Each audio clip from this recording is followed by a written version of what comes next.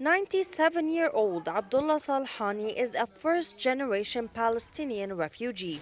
He was born in the Arab port city of Akka, but at the age of 25, during the 1948 Palestinian exodus known as Nakba, he was forced to flee to the Shatila refugee camp in West Beirut.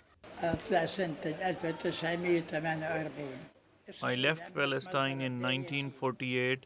Israel had carried out the massacre of Deir Yassin. We were told to leave and not take anything with us. They said you will be back in a week. We left and that was our final exit. First they placed us in tents, then in tin homes and later in the slums.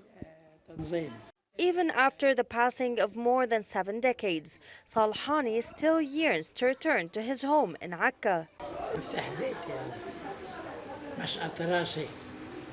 These are the keys to my house in my homeland Palestine.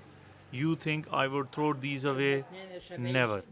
I would rather die there as a Palestinian than live here as a refugee. من أعز الولد ولا الوطن؟ Mazen Sukkar is a third-generation refugee.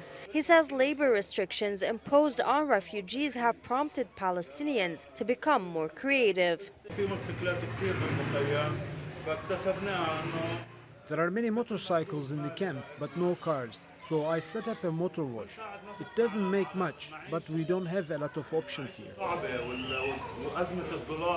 Mazen says the United Arab Emirates and Bahrain signing normalization deals with Israel have dealt a harsh blow to the Palestinian cause.